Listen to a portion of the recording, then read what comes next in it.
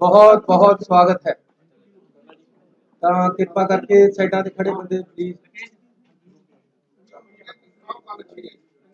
ਪੰਜਾਬ ਸਰਕਾਰ ਪੰਜਾਬ ਦੇ ਆਮ ਲੋਕਾਂ ਦੀ ਸਰਕਾਰ ਹੈ ਤੇ ਹਰ ਆਮ ਨਾਗਰਿਕ ਨੂੰ ਚਾਹੇ ਉਹ ਕਿਸੇ ਵਰਗ ਦਾ ਉਹਨਾਂ ਨੂੰ ਬਰਾਬਰਤਾ ਦੇ ਹੱਕ ਤੇ ਉਹਨਾਂ ਨੂੰ ਸਹੂਲਤਾਂ ਪ੍ਰਦਾਨ ਪੰਜਾਬ ਸਰਕਾਰ ਵੱਲੋਂ ਕੀਤੀਆਂ ਜਾ ਰਹੀਆਂ ਹੈ ਕਿਉਂਕਿ ਪੰਜਾਬ ਦੇ ਲੋਕਾਂ ਦੀ ਸਰਕਾਰ ਹੈ। ਕਰਮਚਾਰੀਆਂ ਦਾ ਵਿਸ਼ਵਾਸ ਸਰਕਾਰ ਦੇ ਵਿੱਚ ਹੋਣਾ ਚਾਹੀਦਾ ਹੈ। ਉਹਦੇ ਵਾਸਤੇ ਅਸੀਂ ਕਰਮਚਾਰੀਆਂ ਦੇ ਪਹਿਲਾਂ ਡੀਏ ਵੀ ਦਿੱਤੇ ਹੈ, ਉਹਨਾਂ ਨੇ ਹੜਤਾਲ ਵਾਪਸ ਲਈ ਹੈ, ਉਹਦੇ ਲਈ ਉਹਨਾਂ ਦਾ ਧੰਨਵਾਦੀ ਹਾਂ। ਤੇ ਅੱਜ ਇੱਕ ਅਹਿਮ ਫੈਸਲਾ ਕਰਕੇ ਪੰਜਾਬ ਸਰਕਾਰ ਦੀ ਕੈਬਨਿਟ ਨੇ 36,000 ਇੰਪਲਾਈਜ਼ ਨੂੰ ਪੱਕੇ ਕਰਨ ਦਾ ਫੈਸਲਾ ਕੀਤਾ ਹੈ।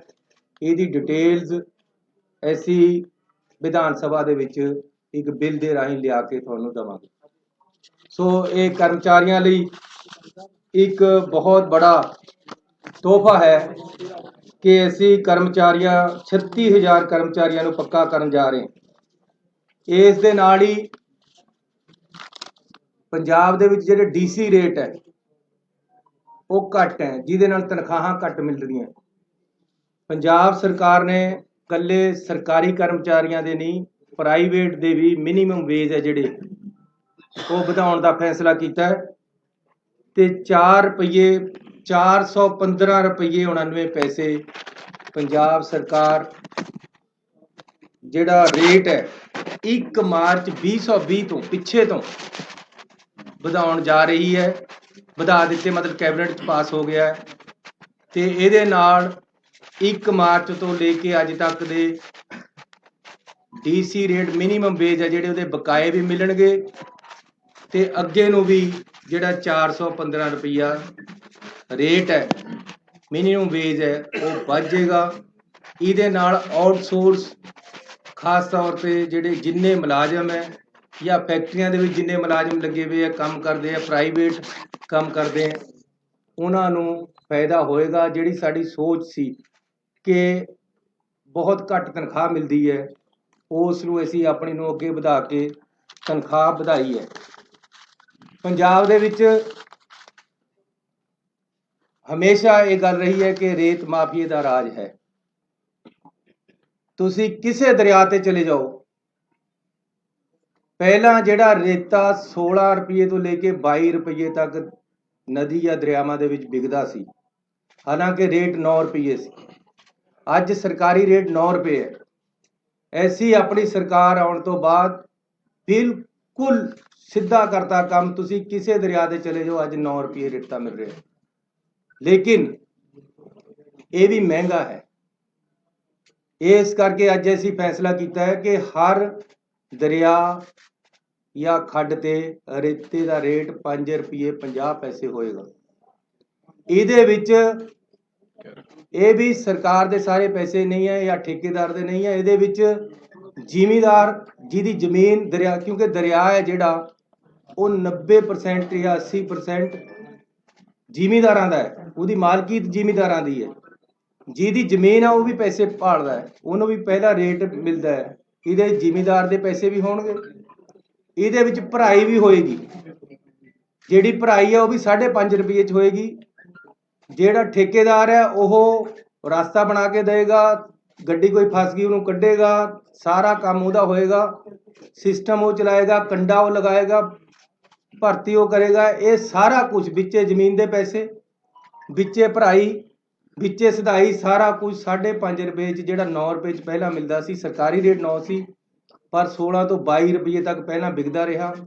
ਪਹਿਲਾਂ ਮੈਂ ਐਕਸਪੈਰੀਮੈਂਟ ਕੀਤਾ ਕਿ ਕਿਆ ਜੇ ਮੈਂ ਮੁੱਖ ਮੰਤਰੀ ਬਣ ਗਿਆ, ਸਾਡੀ ਸਰਕਾਰ ਨਵੀਂ ਆ ਗਈ, ਕਾਂਗਰਸ ਦੀ ਸਰਕਾਰ ਆਈ ਦੁਬਾਰਾ ਦੇ ਤੋਂ, ਕਿਆ ਮੈਂ ਇਹ ਕਰ ਸਕਦਾ ਕਿ 9 ਰੁਪਏ ਪਰ ਵਿਕੇ। ਇਹ ਮੈਂ ਟੈਸਟ ਕੀਤਾ। ਉਹਦੇ ਵਾਸਤੇ ਸਾਰੇ ਐਸਐਸਪੀ ਡੀਸੀਆਂ ਨੂੰ ਬੁਲਾ ਕੇ ਮੀਟਿੰਗ ਕਰਕੇ ਕਿਹਾ ਕਿ ਜਾਂ ਮੈਂ ਨਹੀਂ ਹੈ ਜਾਂ 9 ਰੁਪਏ ਰੇਤਾ ਨਹੀਂ ਹੈ। ਅੱਜ ਕੋਈ ਪੰਜਾਬ ਦਾ ਬੰਦਾ ਹੱਥ ਖੜਾ ਕਰਕੇ ਕਹਦੇ ਕਿ ਦਰਿਆ ਤੇ 9 ਰੁਪਏ ਨਹੀਂ ਵਿਕਦਾ ਤਾਂ ਮੈਂ ਜ਼ਿੰਮੇਵਾਰ। ਲੇਕਿਨ ਕੱਲ ਤੋਂ 5.5 ਰੁਪਏ ਵਿਕੇਗਾ। ਪਹਿਲਾਂ 5-7 ਹਜ਼ਾਰ ਰੁਪਏ ਟਰੱਕ ਸਸਤਾ ਹੋ ਚੁੱਕਿਆ। ਕੱਲ ਨੂੰ ਤੁਸੀਂ ਦੇਖਿਓ ਕਿੱਥੇ ਜਾਣਾ ਹੈ। ਲੇਕਿਨ ਮੈਂ ਕਲੀਅਰ ਕਰ ਦੇਣਾ ਚਾਹੁੰਦਾ, ਕਈਆਂ ਨੂੰ ਕਨਸੈਪਟ ਦੇ ਵਿੱਚ ਕਲੈਰਿਟੀ ਨਹੀਂ ਹੁੰਦੀ ਪਿੰਡਾਂ ਦੇ ਵਿੱਚ। ਇਹ ਦਰਿਆ ਦੇ ਉੱਪਰ ਦਾ ਰੇਟ ਹੈ। ਉਸ ਤੋਂ ਬਾਅਦ ਟਰਾਂਸਪੋਰਟ ਹੈ ਜਿਹੜੀ, ਉਹਨਾਂ ਨਾਲ ਵੀ ਅਸੀਂ ਗੱਲ ਕਰ ਰਹੇ ਕਿ ਮਿਨੀਮਮ ਟਰਾਂਸਪੋਰਟ ਲੱਗੇ ਤਾਂ ਕਿ ਜਿਹਨੇ ਘਰ ਬਣਾਉਣਾ ਹੈ ਉਹਨੂੰ ਰੇਤਾ ਘੱਟ ਤੇ ਘੱਟ ਰੇਟ ਤੇ ਮਿਲੇ।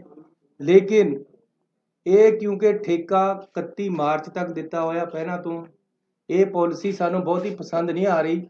ਪਰ ਸਾਨੂੰ ਕੋਰਟਾਂ ਕਚਹਿਰੀਆਂ ਤੋਂ ਬਚਣ ਲਈ ਫਿਲਹਾਲ ਅਸੀਂ ਇਹਨੂੰ ਬਹੁਤ ਘੱਟ ਕਰਤੇ ਲਿਆਏ ਹਾਂ।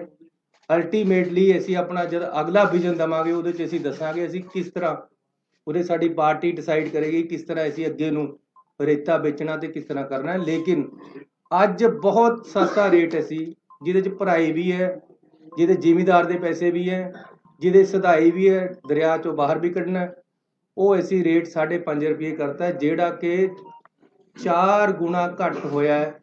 ਸਾਡੀ ਉਹ ਪਿਛਲੀ ਸਰਕਾਰ ਤੇ ਪਿਛਲੀ ਬਾਦਲਾਂ ਦੀ ਸਰਕਾਰਾਂ ਨਾਲੋਂ ਤਾਂ ਸ਼ਾਇਦ ਇਹ 6 ਗੁਣਾ ਘੱਟ ਹੋ ਗਏ। ਸੋ ਇੱਕ ਵੱਡੀ ਰਾਹਤ ਦਿੱਤੀ। ਨਾਲ ਅੱਗੇ ਕਿਹਾ ਹੈ ਕਿ ਜ਼ਿਮੀਂਦਾਰ ਆਪਣੇ ਖੇਤ 'ਚੋਂ ਟਰਾਲੀ ਵੀ ਪਟਾਉਂਦਾ ਹੈ ਇੱਕ ਮਿੱਟੀ ਦੀ, ਜਾ ਕੇ ਜੀਪਾਂ ਲੈ ਕੇ ਖੜ ਜਾਂਦੇ ਕਿ ਜੀ ਲਿਆਓ ਰਿਓਲਟੀ। ਕਿਸੇ ਨੇ ਭਰਤ ਪਾਉਣਾ ਹੈ ਉਸ ਨੂੰ ਤੰਗ ਕਰਦੇ ਹੈ। ਐਸੀ ਇਹ ਕਰਤਾ ਹੈ ਕਿ ਮਿੱਟੀ ਕੋਈ ਜ਼ਿਮੀਂਦਾਰ ਆਪਣੇ ਖੇਤ 'ਚੋਂ ਪਟਾਉਂਦਾ ਹੈ। ਦੇਖੋ ਮੈਂ ਪਿੰਡਾਂ ਦੇ ਵਿੱਚ ਜਾਂਦਾ ਰਹਿੰਦਾ ਹੈ, ਪਿੰਡਾਂ 'ਚ ਕਿਹਾ ਕਿਸੇ ਨੇ ਵਿਆਹ ਕਰਨਾ ਹੈ ਤਾਂ ਤੰਗੀ ਹੁੰਦੀ ਹੈ, ਅਗਲਾ 2 ਫੁੱਟ ਮਿੱਟੀ ਚੁਕਾ ਦਿੰਦਾ ਹੈ, ਸਾਡੀ ਰਾਇਲਟੀ ਵਾਲੇ ਅੱਧੇ ਪੈਸੇ ਲੈ ਲੈਂਦੇ ਜਾ ਕੇ। ਹੁਣ ਅਸੀਂ ਬਿਲਕੁਲ ਕਲੀਅਰ ਕਰਤਾ ਹੈ ਕਿ ਕੋਈ ਜ਼ਿਮੀਂਦਾਰ ਆਪਣੀ 3 ਫੁੱਟ ਤੱਕ ਮਿੱਟੀ ਚੁਕਾਵੇ, ਕੋਈ ਪੈਸਾ ਨਹੀਂ ਲੈਣਾ ਕਿਸੇ ਨੇ, ਨਾ ਹੀ ਜਾਣਾ ਹੈ, ਨਾ ਕੋਈ ਮਨਜ਼ੂਰੀ ਦੀ ਲੋੜ ਹੈ। ਤੇ ਨਾਲ ਦੀ ਨਾਲ ਇੱਟਾਂ ਬੜੀਆਂ ਮਹਿੰਗੀਆਂ ਹੋ ਰਹੀਆਂ, ਉਹਦਾ ਇੱਕ ਬੜਾ ਕਾਰਨ ਇਹ ਹੈ ਕਿ ਉਹ ਮਾਈਨਿੰਗ ਪਾਲਿਸੀ ਲੱਗ ਜਾਂਦੀ ਉਹਦੇ ਤੇ। ਜਦੋਂ ਭੱਠੇ ਵਾਲਾ ਮਿੱਟੀ ਚੱਕਦਾ ਹੈ, ਜ਼ਿਮੀਂਦਾਰ ਤੋਂ ਭੱਠੇ ਵਾਲਾ ਮਿੱਟੀ ਲੈਂਦਾ, ਜ਼ਿਮੀਂਦਾਰ ਨੂੰ 4 ਪੈਸੇ ਆ ਜਾਂਦੇ 1 ਫੁੱਟ ਦੇ, ਲੇਕਿਨ ਅੱਧੇ ਪੈਸੇ ਮਾਈਨਿੰਗ ਵਾਲੇ ਲੈ ਜਾਂਦੇ। ਅੱਜ ਅਸੀਂ ਇਹ ਫੈਸਲਾ ਕਰ ਲਿਆ ਕਿ ਭੱਠਿਆਂ ਨੂੰ ਮਾਈਨਿੰਗ ਪਾਲਿਸੀ ਤੋਂ ਬਾਹਰ ਕਰ ਦੇਣਾ, ਜਿਹਦੇ ਨਾਲ ਭੱਠਾ ਵਾਲਾ ਜ਼ਿਮੀਂਦਾਰ ਨਾਲ ਸਿੱਧਾ ਕੰਟਰੈਕਟ ਕਰਕੇ ਉਦੋਂ ਮਿੱਟੀ ਲੈ ਲਵੇ। ਵਿੱਚ ਠੇਕੇਦਾਰੀ ਸਿਸਟਮ ਜਾਂ ਮਾਫੀਆ ਜਾਂ ਮਾਈਨਿੰਗ ਕੁਛ ਨਹੀਂ, ਫਰੀ ਹੋ ਗਿਆ ਇਹ ਕੰਮ ਪੰਜਾਬ 'ਚ ਅੱਜ ਤੋਂ ਬਾਅਦ। ਵੈਸੇ ਤਾਂ ਅਸੀਂ ਕਾਫੀ ਦਿਨਾਂ ਤੋਂ ਕਰ ਚੁੱਕੇ ਹਾਂ, ਲੇਕਿਨ ਅੱਜ ਤੋਂ ਬਾਅਦ ਤਾਂ ਜੇ ਕੋਈ ਮਿੱਟੀ ਵਾਲਾ ਭਰਤ ਪਾਉਣ ਜ਼ਿਮੀਂਦਾਰ ਮਿੱਟੀ ਚੁਕਾਉਂਦਾ ਕੋਈ ਤੰਗ ਕਰੇਗਾ ਤਾਂ ਮੈਂ ਜ਼ਿੰਮੇਵਾਰ ਹਾਂ, ਮੇਰਾ ਗਲਾ ਕੱਟਿਓ। ਜੇ 5.5 ਰੁਪਏ ਤੋਂ 1 ਪੈਸਾ ਵੀ ਰੇਤਾ ਵੱਧ ਵਿਕੇ ਤਾਂ ਮੈਂ ਜ਼ਿੰਮੇਵਾਰ ਹਾਂ। ਪਹਿਲਾਂ ਮੈਨੂੰ ਬਹੁਤ ਬੰਦੇ ਕਹਿੰਦੇ ਸੀ ਇਹ 9 ਰੁਪਏ ਵੀ ਨਹੀਂ ਤੁਸੀਂ ਕਰ ਸਕਦੇ, ਜੇ ਤਾਂ ਬਹੁਤ ਬੰਦੇ ਇਨਵੋਲਵ ਹੈ ਇਹਦੇ 'ਚ, ਪੁਲਿਸ ਇਨਵੋਲਵ ਹੈ ਇਹਦੇ 'ਚ, ਫਲਾਣਾ ਇਨਵੋਲਵ ਹੈ ਇਹਦੇ 'ਚ, ਢਿਮਕਾ 9 ਰੁਪਏ ਵਿਕ ਰਿਹਾ। ਇੰਪਲੀਮੈਂਟੇਸ਼ਨ ਜਿਹੜਾ ਲੀਡਰ, ਜਿਹੜੀ ਸਰਕਾਰ, ਜਿਹੜੀ ਪਾਰਟੀ ਰਾਜ ਨੂੰ ਚਲਾ ਰਹੀ ਹੈ ਉਹਦੀ ਵਿਲ ਤੇ ਹੈ। ਇਹ ਮੈਂ ਪਿਛਲੇ ਮੁੱਖ ਮੰਤਰੀਆਂ ਨੂੰ ਵੀ ਕਿਹਾ ਸੀ, ਜੇ ਸਾਡੀ ਕੈਬਨਿਟ, ਸਾਡਾ ਪਾਰਟੀ, ਸਾਡਾ ਮੁੱਖ ਮੰਤਰੀ ਚਾਹੁੰਦਾ ਕਿ ਜੀ ਇੰਪਲੀਮੈਂਟੇਸ਼ਨ ਕਾਨੂੰਨ ਦੀ ਹੋਵੇ ਤਾਂ ਹੁੰਦੀ ਹੈ। ਚੰਡੀਗੜ੍ਹ ਦੇ ਵਿੱਚ ਵੜਦੇ ਸਾਰੇ ਜੀ ਦੇਖਣ ਲੱਗ ਜਾਂਦੇ ਬੈਲਟ ਕਿੱਥੇ ਹੈ, ਇੰਪਲੀਮੈਂਟੇਸ਼ਨ ਹੈ ਚੰਡੀਗੜ੍ਹ 'ਚ ਕਾਨੂੰਨ ਦੀ। ਪੰਜਾਬ ਦੇ ਵਿੱਚ ਜੇ ਰੇਤਾ ਵੱਧ ਵਿਕਦਾ ਹੈ ਤਾਂ ਇੰਪਲੀਮੈਂਟੇਸ਼ਨ ਨਹੀਂ ਸੀ, ਵੰਡ ਕੇ ਖਾ ਰਹੇ ਸੀ ਉੱਪਰਲਾ ਪੈਸਾ। ਐਸੀ ਬਿਲਕੁਲ ਸਿੱਧਾ ਕਰਤਾ ਕੰਮ।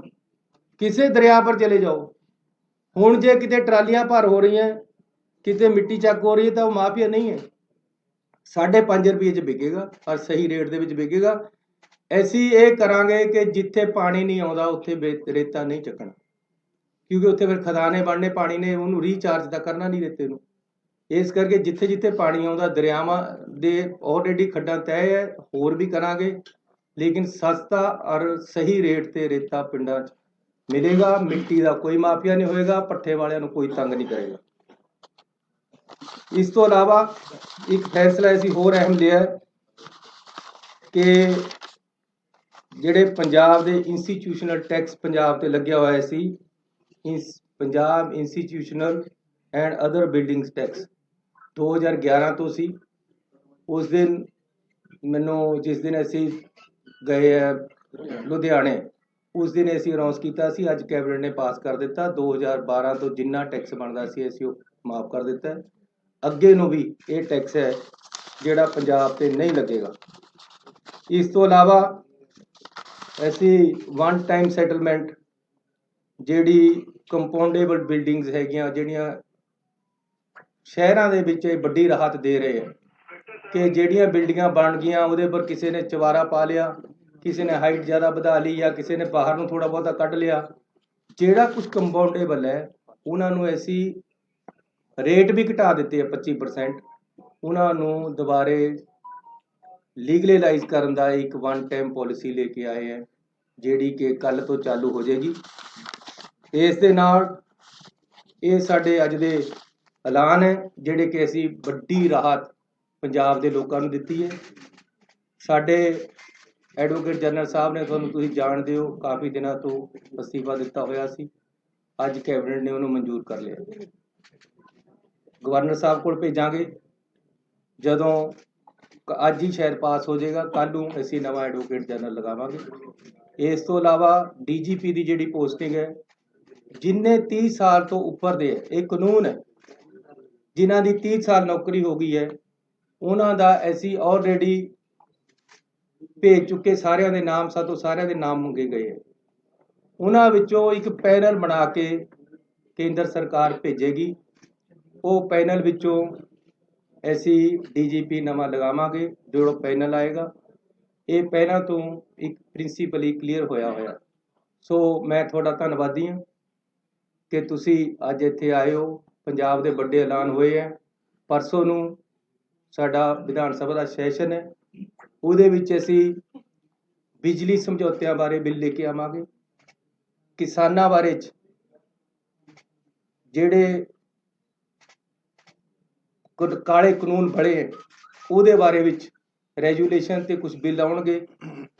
ਇਸ ਦੇ ਨਾਲ ਹੀ ਜਿਹੜਾ 50 ਕਿਲੋਮੀਟਰ ਅੰਦਰ BSF ਆਉਣ ਦਾ ਫੈਸਲਾ ਹੈ ਉਹਦੇ ਬਾਰੇ ਵਿੱਚ ਵੀ ਅਸੀਂ ਇਹ ਵਿਧਾਨ ਸਭਾ ਦੇ ਵਿੱਚ ਇਹ ਮਸਲਾ ਰੱਖਾਂਗੇ ਤੇ ਇਹਦੇ ਬਾਰੇ ਰੈਜੂਲੇਸ਼ਨ ਲੈ ਕੇ ਆਵਾਂਗੇ। ਸੋ ਮੈਂ ਧੰਨਵਾਦੀ ਹਾਂ ਆਪਣੇ ਮੰਤਰੀ ਸਾਹਿਬਾਨ ਦਾ। ਸਾਡੀ ਪਾਰਟੀ ਦੇ ਪ੍ਰਧਾਨ ਸਾਹਿਬ ਵੀ ਸਾਡੇ ਵਿਚਕਾਰ ਆਏ ਹੈ, ਉਹਨਾਂ ਦਾ ਵੀ ਮੈਂ ਸਵਾਗਤ ਵੀ ਕਰਦਾ, ਉਹਨਾਂ ਦਾ ਧੰਨਵਾਦ ਵੀ ਕਰਦਾ। ਤੇ ਹੁਣ ਮੈਂ ਪ੍ਰਧਾਨ ਜੀ ਨੂੰ ਬੇਨਤੀ ਕਰਾਂਗਾ।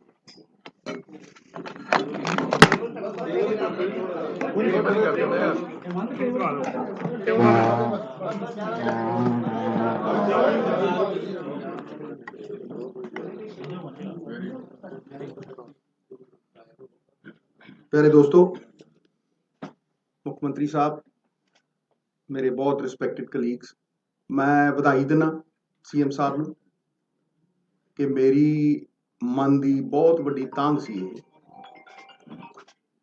कि रेते दे रेट फिक्स हो। मैं पहले दिन तो कहना, जिस दिन रेते दे रेट फिक्स होणगे माफिया उस दिन मर जाएगा। अगर तुसी शराब भी बेचते हो बोतल के उत्ते रेट हुंदा। रेट जदों फिक्स नहीं हुंदा, सप्लाई तो 170 साल की पई है पंजाब, सप्लाई रोक दी जाती है। और जड़ी ट्राली मैं रिकमेंड करता सीगा 1000 रुपये नूं, क्योंकि ट्राली का रेट फिक्स होना चाहिए। 1200, 1000, 1300, वो 5000 की भी विकी है, वो 10,000 की भी विकी है। और ये स्टेट का रिसोर्स है। जड़ियां अमैनिटीज अज CM साहब दे रहे ने, ये बधाई दे पात्र ने, पर इन्हां अमैनिटीज नूं सस्टेन करन दे लई स्टेट दे खजाने च बल चाहिदा। ये तां ही सस्टेन होणगियां, और वो सस्टेन करन दे लई मैं तुहानूं अज दावे नाल कहना कि एजुकेशन दे जिन्ने धरने लग रहे हैं, अगर सरप्लस 2000 करोड़ रुपया 1500 करोड़ भी होवे, एक धरना नहीं लगूगा। जाओ पुछ लो। इस करके ये जिहड़ी फाइनैंशियल स्टेबिलिटी है, इहदे लई चाहे शराब की पॉलिसी होवे, चाहे रेते की पॉलिसी होवे, ये बहुत जरूरी है। और अज CM ने पहली पौड़ी चढ़ी, एक ऐसा इतिहास रचिया कि पहली बार अज ये होया ਕਿ ਜੀ ਰੇਤੇ ਦਾ ਰੇਟ ਫਿਕਸ ਹੋਊਗਾ। ਹਾਲਾਂਕਿ ਮੈਂ ਇਹਨੂੰ ਬਹੁਤ ਅੱਗੇ ਲਿਜਾਣਾ ਚਾਹੁੰਦਾ, ਸਟਾਕਯਾਰਡ ਬਣਾਉਣਾ ਚਾਹੁੰਦਾ। ਔਰ ਇੱਕ ਗੱਲ ਸਾਰੀ ਦੁਨੀਆ ਸਮਝੇ, ਮੈਂ ਡੰਕੇ ਦੀ ਚੋਟ ਤੇ ਕਹਿਣਾ, ਮੇਰਾ ਬਹੁਤ ਅਧਿਐਨ ਹੈ ਇਹਦੇ ਉੱਤੇ, ਕਿਉਂਕਿ ਮੈਂ ਜਾਣਦਾ ਕਿ ਪੰਜਾਬ ਦੀ ਸਰਵਾਈਵਲ ਇਹਦੇ ਨਾਲ ਜੁੜੀ ਹੋਈ ਹੈ। ਉਹ ਕੀ ਹੈ ਕਿ there is nothing called the sand mafia, it is the transport mafia। ਰੇਤਾ ਬੁੱਕਲ 'ਚ ਨਹੀਂ ਕੋਈ ਲਿਜਾ ਸਕਦਾ, ਰੇਤਾ ਟਰੱਕਾਂ 'ਚ ਜਾਂਦਾ, ਔਰ ਅਗਰ ਸਟਾਕ ਯਾਰਡ 'ਚੋਂ ਸਰਕਾਰੀ ਟਰੱਕਾਂ ਦੇ ਵਿੱਚ ਜਾਏਗਾ ਤੇ ਉਹ ਸਰਕਾਰੀ ਟਰੱਕ ਦਾ ਰੰਗ ਹੋਏਗਾ। ਇਹ ਨਹੀਂ ਆ ਵੀ ਛੋਟੀ ਜੀ ਸੜਕ ਦੇ ਉੱਤੇ ਜਿਹੜਾ ਮਰਜ਼ੀ ਟਿੱਪਰ ਦੜਾਤਾ, ਤੇ ਫਿਰ ਉਹਦੀ ਚੈਕਿੰਗ ਹੋ ਸਕਦੀ ਹੈ। ਰੇਟ, ਵੇਟ ਤੇ ਡੇਟ 2015 ਦੇ ਵਿੱਚ ਨੋਟੀਫਿਕੇਸ਼ਨ ਹੋਈ ਅਕਾਲੀ ਸਰਕਾਰ 'ਚ ਕਿ ਜਿਹੜੇ ਟਰੱਕ ਤੇ ਡੇਟ, ਰੇਟ ਔਰ ਵੇਟ ਨਹੀਂ ਹੈ ਉਹਨੂੰ ਇੰਪਾਊਂਡ ਕੀਤਾ ਜਾਏ। 7 ਸਾਲਾਂ 'ਚ ਦੱਸੋ ਕਿੰਨੇ ਟਰੱਕ ਇੰਪਾਊਂਡ ਹੋਇਆ? ਦੱਸੋ, ਇੱਕ ਹੋਇਆ ਹੋਵੇ ਤਾਂ ਦੱਸੇ। ਬਾਹਰੋਂ ਟਰੱਕ ਆਉਂਦਾ, ਪਠਾਨਕੋਟ ਤੋਂ ਟਰੱਕ ਆਉਂਦਾ, ਗੁੰਡਾ ਟੈਕਸ ਲਿੱਤਾ ਜਾਂਦਾ ਉਹਨਾਂ ਤੋਂ 5000, ਕਿਸੇ ਤੋਂ 7000, ਅਗਲਾ 25000 26000 ਦਾ ਟਰੱਕ ਲੈ ਕੇ ਆਉਂਦਾ ਬਾਹਰੋਂ, ਤੇ ਇੱਥੇ 15000 ਦਾ ਵੇਚਦਾ ਹੈ। ਠੀਕ ਹੈ, ਉਹ ਫਿਰ ਪ੍ਰੋਫਿਟ ਚਾਹੁੰਦਾ, ਤੇ ਕਿਉਂ ਨਾ ਉਹ 7000 GST ਦੇ ਰੂਪ ਦੇ ਵਿੱਚ ਅਸੀਂ ਐਕਸੈਪਟ ਕਰੀਏ ਬਈ, ਤੇ 300 ਕਰੋੜ ਰੁਪਇਆ ਸਾਲ ਕਿਉਂ ਨਾ ਲਈਏ। ਇਸੇ ਤਰ੍ਹਾਂ ਜਿਸ ਤਰ੍ਹਾਂ ਮੈਂ ਰੇਤੇ ਦੀ ਗੱਲ ਕਰ ਰਿਹਾ, ਜਿੱਦਣ ਰੇਤੇ ਦੇ ਰੇਟ ਫਿਕਸ ਹੋ ਗਏ 170 ਸਾਲ ਦਾ, ਤੁਹਾਨੂੰ ਮੈਂ ਉਦਾਹਰਣ ਦੇ ਰਿਹਾ, ਚੈੱਕ ਕਰੋ। ਅਕਾਲੀ ਸਰਕਾਰ ਨੇ ਇੱਕ ਸਾਲ ਦੇ ਵਿੱਚ ਲਗਾਤਾਰ 10 ਸਾਲ ਚੋਰੀ ਦੀ ਇੰਤਹਾ ਦੇਖੋ, ਲਗਾਤਾਰ 10 ਸਾਲ, ਹਰ ਸਾਲ ਐਵਰੀ ਈਅਰ 40 ਕਰੋੜ ਰੁਪਈਆ ਜਮ੍ਹਾਂ ਕਰਾਇਆ ਇੱਕ ਸਾਲ ਦਾ, ਤੇ ਤੇਲੰਗਾਨਾ ਇੱਕ ਹਫ਼ਤੇ 'ਚ 47 ਕਰੋੜ ਰੁਪਈਆ ਕਮਾਉਂਦਾ ਇੱਕ ਦਰਿਆ ਤੋਂ। ਲਓ, ਜਿੱਥੇ ਮਰਜ਼ੀ ਬਹਾਲ। ਇਹ ਕੀ ਹੈ? ਇਹ ਚੋਰੀ ਨਹੀਂ ਹੈ, ਇਹ ਚੋਰੀ ਤੋਂ ਬਹੁਤ ਅੱਗੇ ਵਾਲੀ ਚੀਜ਼ ਹੈ। 2400 ਕਰੋੜ ਰੁਪਈਆ ਤੇਲੰਗਾਨਾ ਨੇ 2014 ਚੋਂ ਉਹ ਅੱਡ ਹੁੰਦੇ ਨੇ ਆਂਧਰਾ ਪ੍ਰਦੇਸ਼ ਤੋਂ, ਤੇ ਪਹਿਲੇ 3.5 ਸਾਲਾਂ ਦੇ ਵਿੱਚ 2400 ਕਰੋੜ ਰੁਪਈਆ ਕਮਾਉਂਦੇ ਨੇ, ਤੇ ਅਕਾਲੀ ਸਰਕਾਰ 10 ਸਾਲਾਂ ਦੇ ਵਿੱਚ 400 ਕਰੋੜ ਰੁਪਈਆ ਜਮ੍ਹਾਂ ਕਰਾਉਂਦੀ ਹੈ। 4 ਦਰਿਆ, 1300 ਕਿਲੋਮੀਟਰ ਦਰਿਆ ਤੇ 40 ਕਰੋੜ ਰੁਪਈਆ ਸਾਲ, ਤੇ ਤੇਲੰਗਾਨਾ 300 ਕਿਲੋਮੀਟਰ ਦਰਿਆ ਤੇ 47 ਕਰੋੜ ਰੁਪਈਆ ਹਫ਼ਤੇ ਦਾ। ਕੋਈ ਮੇਲ ਹੈ? ਇਹ ਸਟੇਟ ਦੇ ਰਿਸੋਰਸਿਸ ਨੇ ਸਾਹਿਬ, ਇਹ ਸਟੇਟ ਦੇ ਰਿਸੋਰਸਿਸ ਨੇ। ਇਹ ਜਦ ਤੱਕ ਖਜ਼ਾਨੇ 'ਚ ਨਹੀਂ ਆਉਣਗੇ, ਔਰ ਮੈਂ ਵਿਸ਼ਵਾਸ ਦਿਵਾਉਣਾ ਤੁਹਾਨੂੰ ਕਿ ਇਸੇ ਸਹਿਯੋਗ ਦੇ ਨਾਲ, ਇੱਕ ਪਾਲਿਸੀ ਨਾਲ ਬੈਠ ਕੇ ਆਪਣੇ ਕੋਲੀਗਸ ਦੇ ਸਹਿਯੋਗ ਦੇ ਨਾਲ 500 ਵਾਅਦੇ ਨਹੀਂ ਹੋਣੇ ਐਤਕੀ। ਇੱਕ ਰੋਡ ਮੈਪ ਹੋਏਗਾ, ਛੋਟਾ ਰੋਡ ਮੈਪ ਹੋਏਗਾ, ਔਰ ਵਾਅਦਿਆਂ ਨੂੰ ਕਰਟੇਲ ਕਰਕੇ ਉਨੇ ਹੀ ਰੱਖਾਂਗੇ ਜਿਹੜੇ ਵਿਸ਼ਵਾਸ ਦੇ ਪਾਤਰ ਹੋਣ।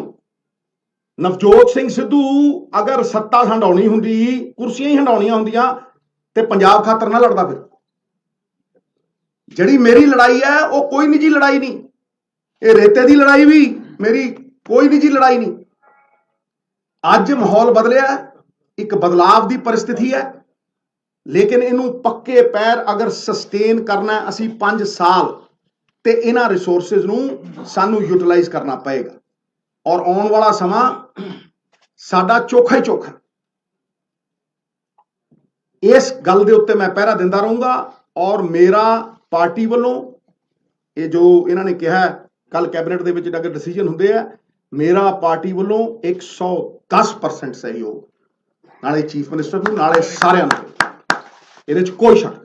बहुत बहुत धन्यवाद जी सर। हाँ जी, हाँ, बोलो बोलो बोलो बोलो बोलो, जुग जुग जियो मेरे प्यारे, बोलो।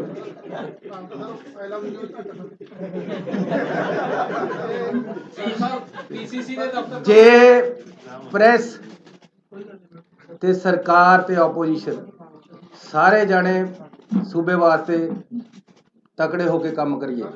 तुसी चौथा पिलर हो, थोड़े सहयोग और थोड़िया ਜਿਹੜੀਆਂ ਆਲੋਚਨਾਵਾਂ ਦੋਨੋਂ ਚਾਹੀਦੀਆਂ, ਕਿਉਂਕਿ ਤੁਸੀਂ ਆਲੋਚਨਾ ਨਹੀਂ ਕਰੋਗੇ ਮੈਨੂੰ ਸਮਝ ਨਹੀਂ ਆਏਗੀ ਕਿ ਮੈਂ ਕਿੱਥੇ ਗਲਤ ਹਾਂ। ਮੈਂ ਆਲੋਚਨਾ ਨੂੰ ਹਮੇਸ਼ਾ ਵੈਲਕਮ ਕਰਦਾ। ਇਹ ਠੀਕ ਹੈ ਕਿ ਸਾਡੇ ਕੰਮ ਦੇ ਵਿੱਚ ਆਲੋਚਨਾ ਹੈ ਨਹੀਂ ਹੋ ਰਹੀ। ਇਹ ਗੱਲ ਜ਼ਰੂਰ ਹੈ ਜੀ, ਤੁਹਾਡੇ ਕੋਲ ਸਮਾਂ ਬੜਾ ਘੱਟ ਹੈ। ਸਿੱਧੂ ਸਾਹਿਬ ਵੀ ਬੜਾ ਕਹਿੰਦੇ ਕਦੀ ਕਦੀ ਲੱਗਦਾ ਆਪੋਜੀਸ਼ਨ ਦਾ ਰੋਲ ਨਿਭਾ ਰਹੇ, ਕਦੀ ਕਦੀ ਕਰਨਾ ਚਾਹੀਦਾ। ਪਾਰਟੀ ਸੁਪਰੀਮ ਹੈ, ਬਿਲਕੁਲ ਸਰ। ਪਾਰਟੀ ਦੀਆਂ ਆਈਡੀਓਲੋਜੀ ਨੂੰ ਅਸੀਂ ਇੰਪਲੀਮੈਂਟ ਕਰਨਾ and we are here to implement their ideologies. ਨਿੱਜੀ ਕੋਈ ਹੈ ਨਹੀਂ ਉਹਨਾਂ ਨੇ ਸਰਕਾਰੀ। ਸਰ ਇੱਕ ਤਾਂ ਜਿਹੜੀ ਮਾਫੀਆ ਦੀ ਗੱਲ ਚੱਲਦੀ ਪਈ ਹੈ, ਮੈਂ ਫਿਰ ਨਾਮ ਵੀ ਲੈ ਦਿੰਦਾ ਕਿ ਰੋਪੜ ਦੇ ਵਿੱਚ ਸਰ ਕਈ ਖੱਡਾਂ ਇਦਾਂ ਕੋਈ ਰੋਪੜ ਦੇ ਵਿੱਚ ਆ, ਬਾਕੀ ਹੈ ਜਿਹੜੀ ਲੀਗਲਾਈਜ਼ ਖੱਡ ਹੈ ਉਹ ਚੱਲਦੀ ਨਹੀਂ ਹੈ। ਜਿਹੜੇ ਪੋਲੀਟੀਸ਼ੀਅਨ ਹੈ ਜਾਂ ਸਾਡੇ ਸਪੋਕਰ ਜਿਹੜੇ ਸਾਡੇ ਕੋਈ ਲੀਡਰਸ ਨੇ ਉਹਨਾਂ ਦੀ ਸ਼ਹਿਰ ਨਾਲ ਚੱਲਦੀ ਹੈ। ਜਿਹੜੀ ਲੀਡਰ ਜਿਵੇਂ ਆਮ ਰੋਪੜ ਦੇ ਵਿੱਚ ਇੱਕ ਟੌਪ ਲੀਡਰ ਤੁਹਾਡੇ ਸੱਤਾਰੂਰ ਦੇ ਵਿੱਚ ਨਾਮ ਵੱਜਦਾ ਹੈ, ਉਹ ਸਰ ਕੀ ਜਿਹੜੀਆਂ ਲੀਗਲਾਈਜ਼ ਜਿਹੜੀਆਂ ਰੁਕੀਆਂ ਹੋਈਆਂ ਇਲੀਗਲ ਚੱਲਦੀਆਂ ਪਈਆਂ ਨੇ, ਉਹ ਉਹਦੇ ਵਾਸਤੇ ਕੋਈ ਮੈਕੈਨਿਜ਼ਮ ਕੋਈ ਸਰ ਤੁਸੀਂ ਮੈਨੂੰ ਦੱਸੋ 9 ਰੁਪਏ ਤੇ ਘੱਟ ਜੇ ਇੱਕ ਵੀ ਇਲੀਗਲ ਚੱਲਣ ਨਹੀਂ ਦਵਾਂਗਾ। ਨੰਬਰ 1 ਹੁਣ 5.5 ਤੋਂ 1 ਪੈਸਾ ਵੱਧ ਨਹੀਂ ਵਿਗੜ ਦਵਾਂਗਾ। ਜਾਂ ਪੈਸਾ ਸਰਕਾਰ ਨੂੰ ਆਏਗਾ ਜਾਂ ਲੋਕਾਂ ਨੂੰ ਜਾਏਗਾ, ਇਹਦੇ ਵਿੱਚ ਕਿਤੇ ਨਹੀਂ। ਤੁਸੀਂ ਇਹਨਾਂ ਨੇ ਹੁਣੇ ਟਰਾਲੀ ਦੀ ਗੱਲ ਕਰੀ ਹੈ, ਜਿਹੜਾ ਮੈਂ ਅੱਜ ਰੇਟ ਦਿੱਤਾ ਮੇਰੀ ਆਪਣੀ ਸਰਕਾਰ ਨੇ, ਸਾਡੀ ਪਾਰਟੀ ਦੀ ਸਰਕਾਰ ਨੇ 5.5 ਰੁਪਏ, ਉਹਦੇ ਨਾਲ 800 ਰੁਪਏ ਦੀ ਟਰਾਲੀ ਭਰਦੀ। ਅੱਜ ਤੱਕ ਕਦੇ ਸੁਣਿਆ 800 ਰੁਪਏ ਦੀ ਟਰਾਲੀ ਭਰ ਜਾਏਗੀ ਰੇਤੇ ਦੀ?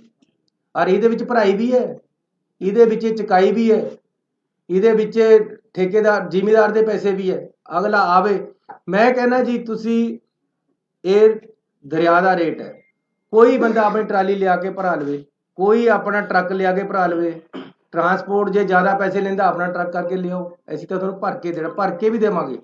ਜੇ ਅਗਲਾ ਆਪਣੀ ਜੇਸੀਬੀ ਨਾਲ ਭਰਦਾ ਆ ਕੇ ਤਾਂ 1 ਰੁਪਿਆ ਸੈਂਕੜਾ ਭਰਾਈ ਦਾ ਰੇਟ ਹੈ ਉਹ ਘੱਟ ਹੋ ਜਾਏਗਾ।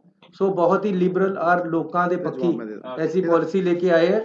ਲੇਕਿਨ ਫਿਰ ਮੈਂ ਕਹਿੰਦਾ ਕਿ ਸਾਡੀ ਪਾਰਟੀ ਦਾ ਵਿਜ਼ਨ ਹੈ ਜਿਹੜਾ ਉਹ ਆਉਣ ਵਾਲੇ ਸਮੇਂ 'ਚ ਅਸੀਂ ਲਾਗੂ ਕਰਾਂਗੇ ਔਰ ਨਵੀਂ ਪਾਲਿਸੀ ਜਿਹੜੀ ਅਸੀਂ ਇੱਕ ਵਿਜ਼ਨ ਦੇਵਾਂਗੇ ਤੇ ਕੋਈ ਖੱਡ ਐਸੀ ਇਲੀਗਲ ਚੱਲਣ ਨਹੀਂ ਦੇਵਾਂਗੇ। ਠੀਕ ਹੈ, ਪਿਛਲੇ ਸਮੇਂ 'ਚ ਜਿਹੜਾ ਕੁਝ ਹੋਇਆ ਤੁਹਾਨੂੰ ਵੀ ਪਤਾ ਹੈ, ਕੌਣ ਮਜੀਠੀਆ ਸੀ, ਕੌਣ ਸੀ, ਕਿੱਥੇ ਕਿੱਥੇ ਕਿਸ ਤਰ੍ਹਾਂ ਚੱਲਦਾ ਰਿਹਾ। ਇਹੀ ਇੱਥੇ ਸੁਖਬੀਰ ਸੀਗਾ, ਇਹੀ ਕੁਝ ਇੱਥੇ ਹੋਇਆ। ਲੇਕਿਨ ਭਰਾਵੋ ਇੱਕ ਗੱਲ ਦੱਸ ਦੇਣਾ, ਹੁਣ ਲੋਕਾਂ ਦੀ ਸਰਕਾਰ ਹੈ। ਮੈਂ ਲੋਕਾਂ ਨੂੰ ਕਹਿ ਦੇਣਾ ਕਿ ਆਪਣਾ ਮੋਬਾਈਲ ਲੈ ਕੇ ਖੜ ਜਾਓ, ਉੱਥੇ ਮੇਰੇ ਨੌਜਵਾਨ ਮੁੰਡੇ ਖੜਨਗੇ। ਪੁਲਿਸ ਵਾਲਿਆਂ ਨੂੰ ਕਹਿਤਾ ਜਾਂ ਤੁਸੀਂ ਨਹੀਂ ਜਾਂ ਮੈਂ ਨਹੀਂ। ਨੌਜਵਾਨ ਮੁੰਡਾ ਇੱਕ ਮੈਨੂੰ ਕੋਈ ਵੀਡੀਓ ਪਾ ਦੇਵੇ ਕਿ ਜੀ ਨੇ ਮੇਰੇ ਤੇ 5.5 ਨਹੀਂ 5 ਰੁਪਏ 60 ਪੈਸੇ ਲਏ, ਜਾਂ ਉਹ ਨਹੀਂ ਆ ਮੈਂ ਨਹੀਂ। ਬਹੁਤ ਧੰਨਵਾਦ। ਮੈਂ ਇੱਕ ਮਿੰਟ ਇਸ ਗੱਲ ਦਾ ਜਵਾਬ ਦੇਣਾ, ਮੈਂ ਤੁਹਾਨੂੰ ਜਵਾਬ ਦੇਣਾ। ਮੈਂ ਦੇਖੋ ਰੋਪੜ ਕੀ ਹੋ ਰਿਹਾ ਕੀ ਨਹੀਂ ਹੋ ਰਿਹਾ ਨਿੱਜੀ ਤੌਰ ਦੇ ਉੱਤੇ ਇਹ ਤੁਸੀਂ ਤਹਿਕੀਕਾਤ ਕਰੋ, ਜੇ ਪ੍ਰੂਫ ਹੈਗਾ ਤਾਂ ਦਿਓ, ਠੀਕ ਹੈ। ਮੈਂ ਤੁਹਾਨੂੰ ਇੰਨਾ ਕਹਿਣਾ ਚਾਹੁੰਦਾ ਔਰ ਡੰਕੇ ਦੀ ਚੋਟ ਤੇ ਕਹਿਣਾ ਚਾਹੁੰਦਾ, ਇਹ ਜੋ ਕੁਝ ਸ਼ਰਾਬ 'ਚ ਹੋਇਆ, ਜੋ ਕੁਝ ਰੇਤੇ 'ਚ ਹੋਇਆ, ਇਹ ਇੱਕ ਕਾਰਟਲ ਕਰਕੇ ਹੋਇਆ। ਕਾਰਟਲ ਠੇਕੇਦਾਰੀ 'ਚ ਬਣਦਾ। ਜਿੱਥੇ ਜਿੱਥੇ 35,000 ਕਰੋੜ ਰੁਪਏ ਕਮਾਏ ਗਏ, ਜਿੱਥੇ ਜਿੱਥੇ 3 ਸਾਲਾਂ ਦੇ ਵਿੱਚ 2,500 ਕਰੋੜ ਰੁਪਏ ਕਮਾਏ ਗਏ 300 ਕਿਲੋਮੀਟਰ ਦਰਿਆ ਚੋਂ, ਉੱਥੇ ਸਟੇਟ ਓਨਡ ਸੀ, ਉਹ ਉੱਥੇ ਕਾਰਪੋਰੇਸ਼ਨ ਸੀ। ਮੈਂ ਤੁਹਾਡੀ ਗੱਲ ਦਾ ਜਵਾਬ ਦੇ ਰਿਹਾ। ਸਵਾਲ ਇਹ ਹੈ ਕਿ ਮਹਾਰਾਜ ਪਾਪੀ ਨਹੀਂ ਮਾਰਨੇ, ਪਾਪ ਮਾਰਨਾ। ਇੱਕ ਸਿਸਟਮ ਐਸਾ ਹੈ ਜਿਹੜਾ ਕਹਿੰਦਾ ਆ ਹੁਣ ਮੇਰੇ ਨਾਲ ਰਲ, ਜਦੋਂ ਤੂੰ ਚੋਰ ਹੋ ਗਿਆ ਤੇ ਤੈਨੂੰ ਨਾਲ ਰਲਾਵਾਂ। ਸੁਣੋ ਮੈਂ ਮੇਰੀ ਗੱਲ ਪੂਰੀ ਕਰਨੇ ਮਿੱਤਰਾ, ਪੂਰੀ ਕਰਨੇ।